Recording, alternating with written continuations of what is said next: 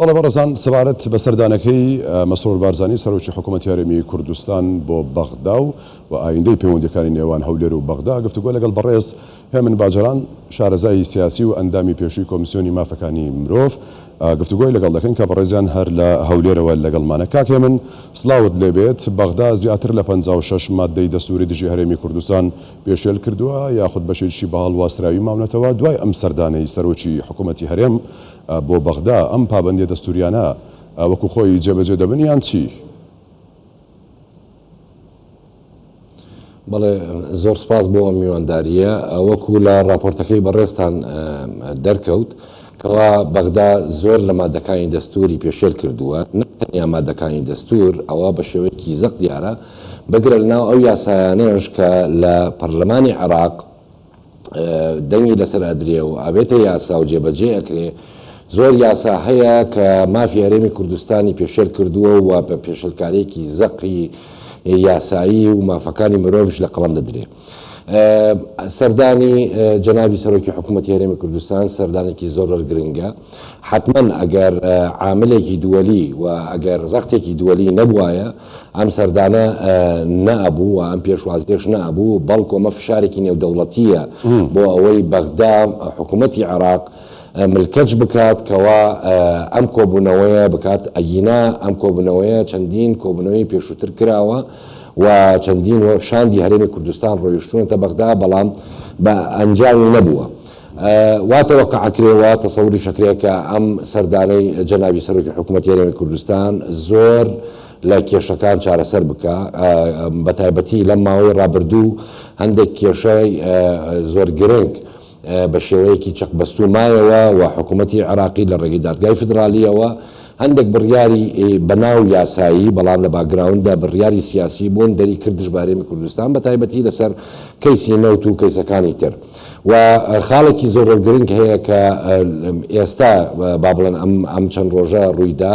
تۆ بارانکردنی تورکیایە و ئێستا زیاتر زەق بوو. تورکیا پێشتریش هەر هەرێمی کوردستان و گوندە سنوورەکانی هەر تۆپبارانە کرد بەڵام ئەم جارە زۆر زەقتر بوو لەبەر ئەوەی شەهیدەکان قوربانیەکان زیاتر لە ناوچەکانی خوارەوە و جنوب بوون، زیاتر ئەوانەی عێراق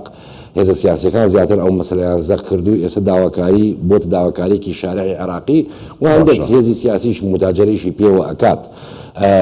ڕۆیشتنی جەنابی سەرۆکی حکوومەتی هەرێمی کوردستان بە تەوەقعی من قسە لەسەر ئەو بابەتە ئەکرێت چونکە هەر ئەبێ هەر چارەسەرێک بکرێت لەگەڵ تورکیا، هەر دەبێت لە ڕێگەی هەرێمی کوردستانەوە بێت و هەر دەبێت حکوومەتی هەرێمی کوردستانیش لە نێو ئەو باوڵەن چارەسەرکردانە بێت. خاڵێکی زۆر گرنگ هەیە کە پێویستە حکوومەتی عێراقی و حکوومەتی هەرێمی کوردستان قسەی لەسەر بکەن. ئیتیفاقیەتی شنگالە، ئیتیفاقیەتی شنگال ئەمە ساڵی زیاتر تێپەڕیوە بەسەریەوە. حکوومەتی دوای سەردانە ئیتیفاقیەت جێبەجێ دەکرێت وەکو خۆی ناوێت پێویستە جێبەجێ بکرێ. ئەگەر پێویستی ئەگەر جێبەجێش نەکرێوەکو خۆی پێویستە پەکەکە لەو ناوچانە دەربکرێ چونکە ئەمە یەکێکە لە بیانوەکانی تورکیا بۆ بەردومانکردنی ناوچە سنووریەکان. باشە ئەمە هەندێک لایەنی با بڵێن عێراقی دەڵێن خەتای هەرێمی کوردستانە و پەکەکەیە و ئەوانەیە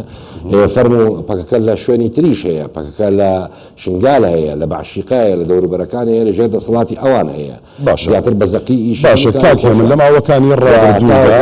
ئەمە چەندین جار هەرێم داوای لە بەغدا کردووە سەبارەت بە کۆبوونەوەکان ئەو پرسە دەستوریانە یاخود ئەو ڕێکەوتنانی کراوە بە تایبەتی ڕێکەوتنە ئەمنیکە وەکوی تۆش باست کرد لەنێو قسەکانشدا باس لە جۆری کۆبوونەوەکان کردووە. مەبەستمەوە بپرسم بەغدا لەژێر فشاری ئەمریکا یاخود هاوپەیمانان کۆبوونەوە لەگەڵ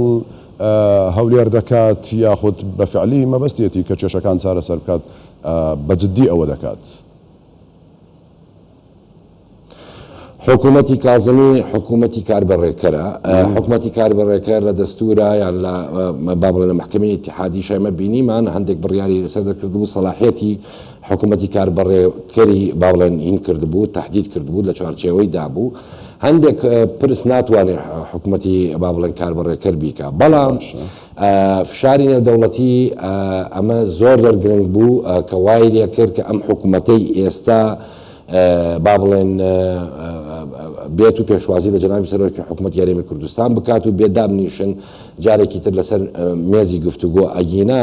ئێمە لە بیدایەتی ساڵەوە حکوومەت یاریمی کوردستان تەماشاکەین هەموو پاکیکی خۆی دەرکردووە بەڵام بەغدا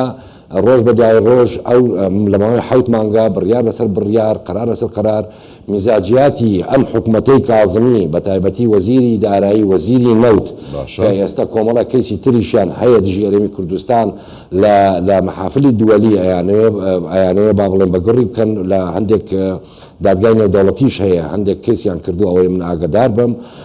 ئەیانەیە کۆمەڵە کەیس دژی هەرێمی کوردستان بکەن ئەمانە هەر هەمووی ئەگەر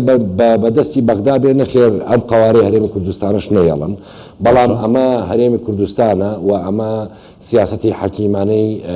حکوومەت یاریکات من لەبەرەوەی کاتەکەم زۆر کەمەوە دەرفەتی ئەوە پرسیارێکی دیکەت لێ بکەم ئەگەر بەغدا بەردەوام بێت لەم پێشلکاریە دەستوریانە کە بەرامبەر بە هەرێمی کوردستان پەیوەندیەکانی نێوان هەولێر و بەغدا چی بەسەر دێت هەم لە ڕووی ئابووری هەم لە ڕووی سیاسی و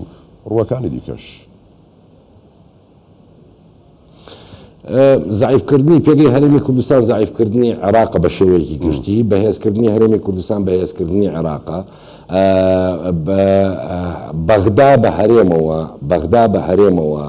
بەهێزە هەر کاتێک هەرێم بەهێز بێ بەغداش بەهێزە بێ بەڵام لە کاتێکا کە ئەوان بیانەوێ هەرێمی کوردستان لاواز بکەن ئەوە ناتوانن لاوازی بکەن چونکە ئەمە حقوقی دەستوری هەرێمی کوردستانە ئەمە یەکدا و مجتمعی دووەلیش ئێستا وجودی هەیە لە ناوچەکە بەو ئاسانیە ناهێڵن بەغدا بە کەیفی خۆیان لەگەڵ هەرێمی کوردستانە بەو نوع معاملە بکەن بۆیە بەدیلی گفتوگۆکردن هەر ئەبێ گفتوگۆکردن بێ ئەگەر چی حکوومەتەکانش بگۆڕن ئەگەر ناجی حکوومەتەکە بگۆڕێ ئەگەر کەسانی تر بێن ناو حکوومەتەکەەوە بەڵام هەر دەبێ لەگەڵ هەرێمی کوردستان دابنیشن و بکەونە بگەنە ڕێکەوتنێک و بەڕای منیش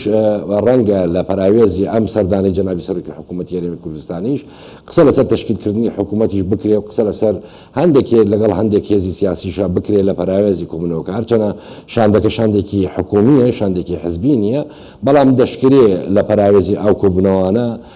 قسە لەسەر تشکیلکردنی حکوومەت هەندێک وجهە نەزەری